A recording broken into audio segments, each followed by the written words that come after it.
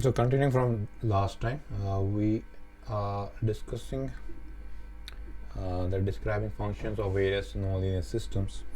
Today we have already done a relay and relay with hysteresis effect. Now we'll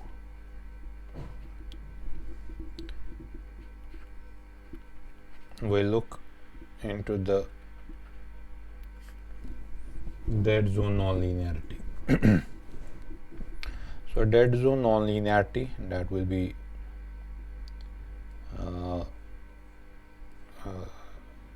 discussing, will have a characteristics somewhat like this.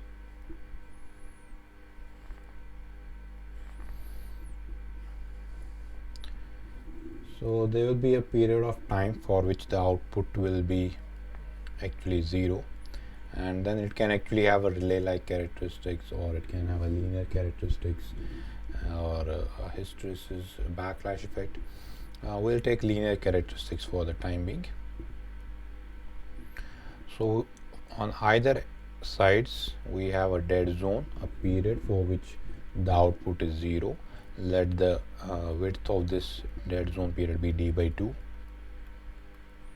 on either sides.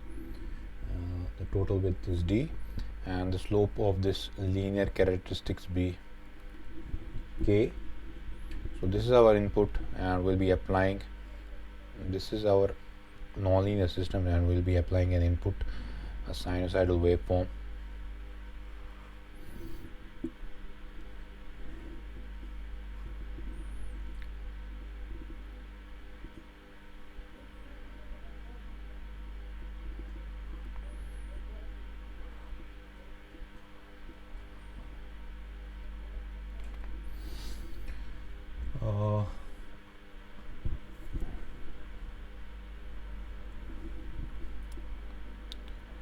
So let this angle be alpha,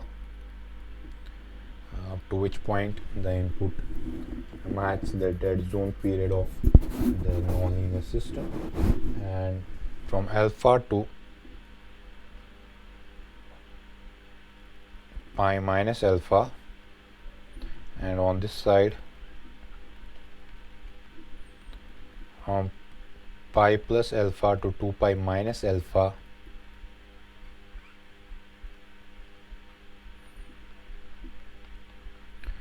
the output will be matching the linear characteristics of the system. So therefore the output will be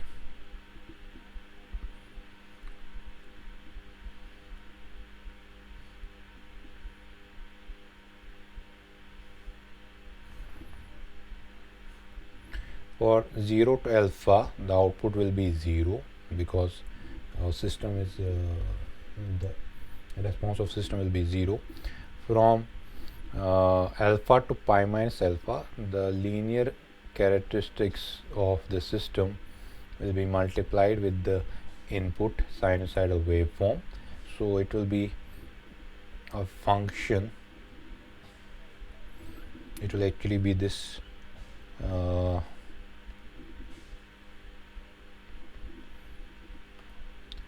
this portion of our input will be coinciding with the slope of will be coinciding with the linear characteristics of the non-linear element present in the system, because of which the sinusoidal output will merge.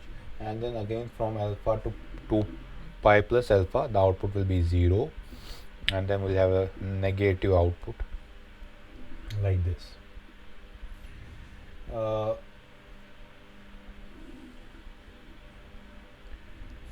Therefore we can write the output of the system is y is equal to 0. It will be 0 for the period, this is omega t, this is our y. So y will be equal to 0 for an angle of 0 to alpha degrees, and from alpha to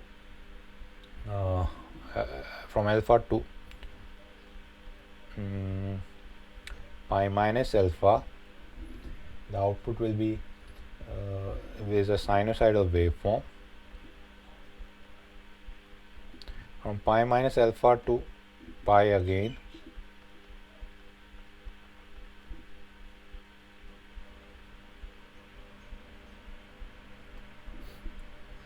Output is 0. So in between this period, the output will be k x, where x is equal to capital X sine omega t minus d by t, where d by t is the slope of the dead zone. So this will be subtracted from the output of the system, and it also be multiplied with the slope of the linear system, because that slope will be actually acting as a multiplier to the output waveform. So this is y. Also from here we can see that alpha is equal to sine inverse of d by 2 divided by x.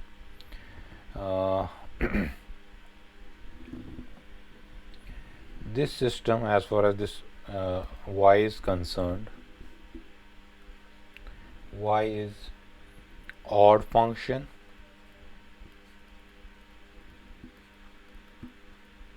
and it has a half wave symmetry.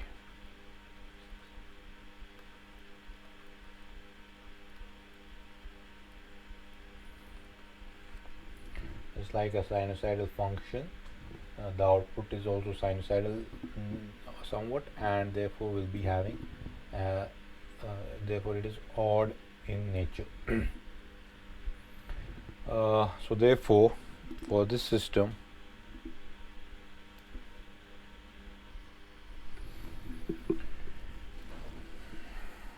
with an odd function and a half wave symmetry, we have to find out b1. So b1 will be equal to 2 by t. In this case we are taking a time period of pi by 2 only, so it will be 4 by pi 0 to pi by 2, and y1 cos, not cos, y1 of omega t into sine of omega t d omega t. So 4 by pi y1 omega t. So y1 omega t, as we know from 0 to alpha,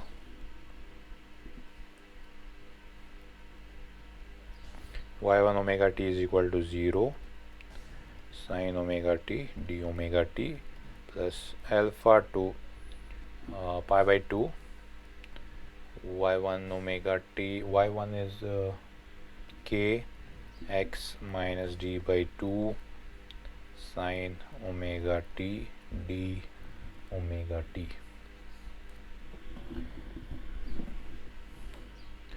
which gives us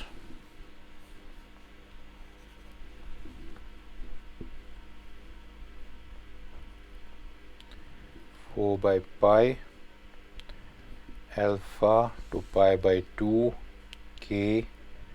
Instead of small x, we can write now x sine omega t minus d by 2 sine omega t d omega t.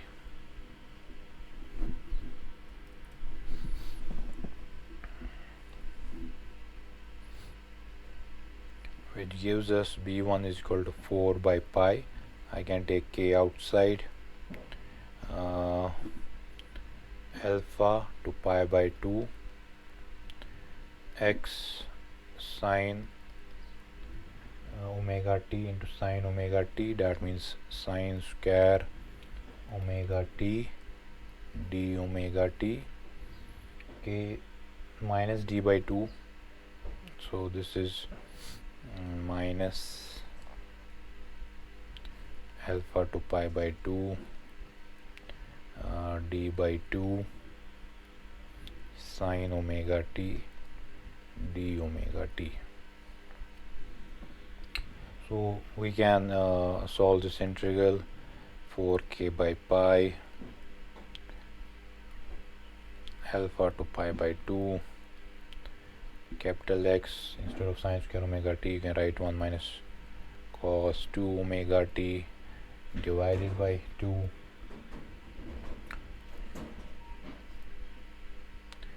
d omega t minus alpha to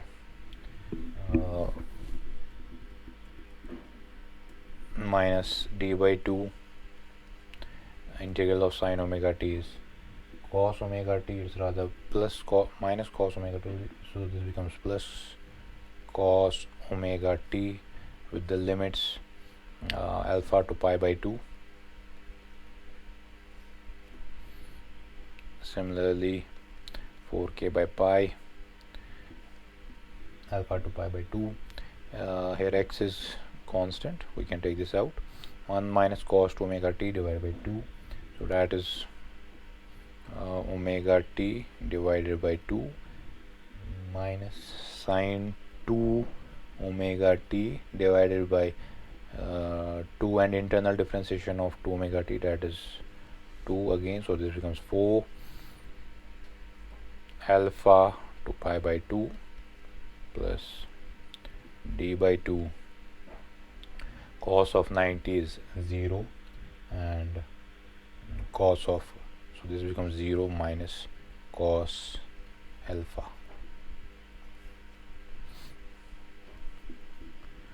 So we have b1 is equal to 4k by pi x omega t by, that is pi by 4 minus alpha by 2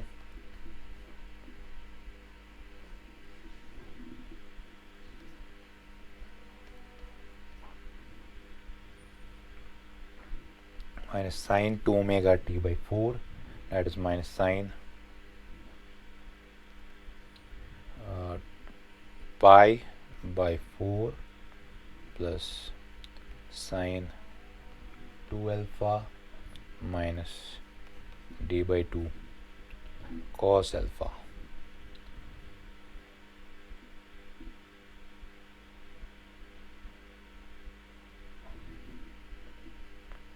which gives us b1 is equal to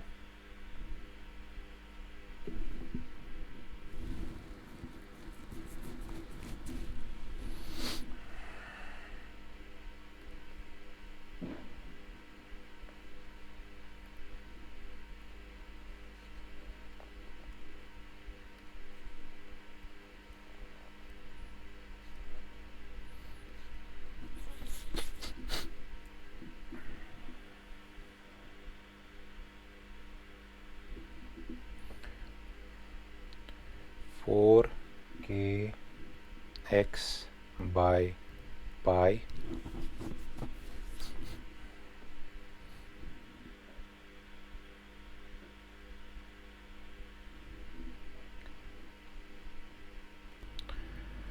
x by pi, then you have pi by 4 minus alpha by 2 sine pi is 0 plus sine 2 alpha minus d by 2 x, now here because we have taken x common, cos of alpha,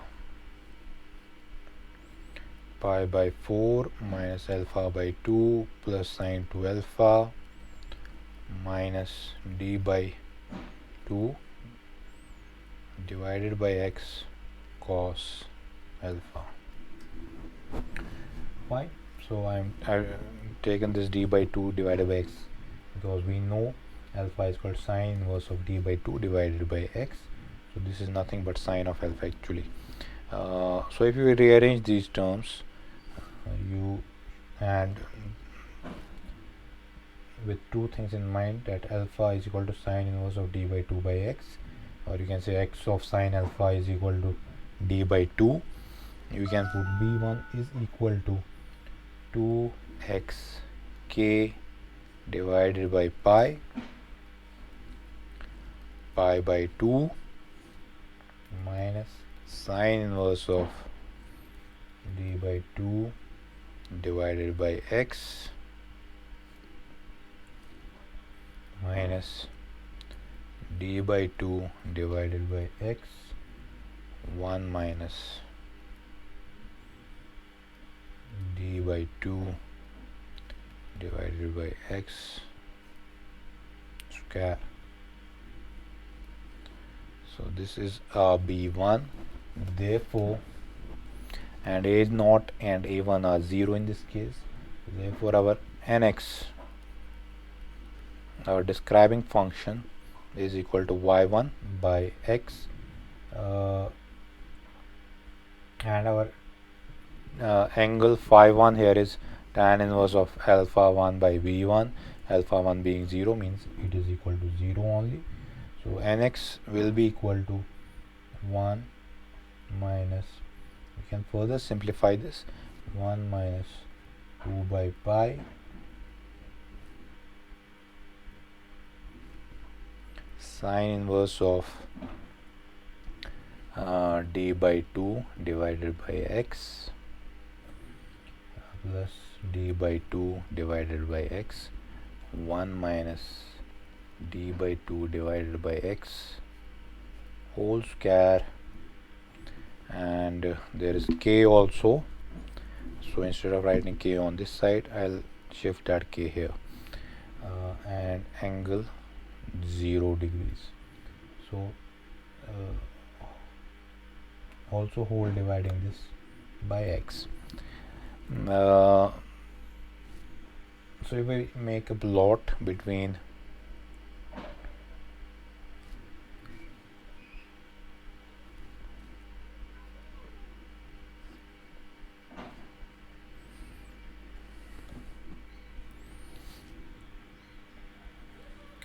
nx by k and d by 2 divided by x, so we'll be getting a line like this. So it will start at 1 and it will end up at it will start at the coordinate 0 1 and end up at 1 0. So if d by 2 divided by x is greater than or equal to 1, nx by k will be equal to 0. So it will actually remain 0 after this. For d by 2 by x greater than or equal to 1, nx by k, or you can say nx, will be equal to 0. Or in other words, we can say d by 2 is actually greater than or equal to x, and x will be equal to 0. So this x is actually what? This is the amplitude of the input. D by 2 greater than or equal to x, and x will be equal to 0. So what does this mean? If we look back at our figure,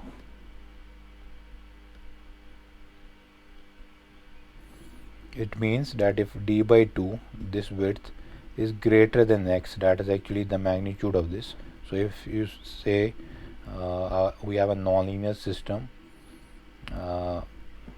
we have a dead zone varying from here up to this point, it is greater than x.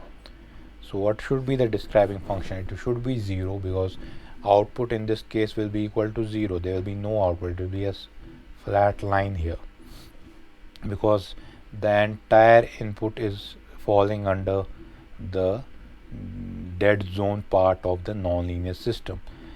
Only for x, that is the magnitude of the input wave form, greater than this dead zone, fine, then only the output will appear. For any value of x that is actually less than or equal to d by 2, the output will be equal to 0. So this is actually confirmed from our describing function as well. So for any value of d by 2 by x greater than or equal to 1, nx will be equal to 0.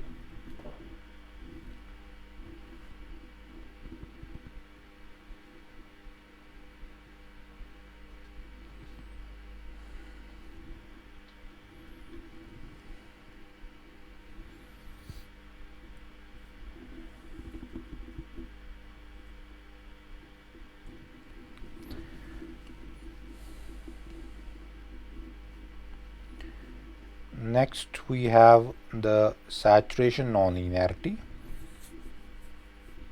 We'll do that in the next session.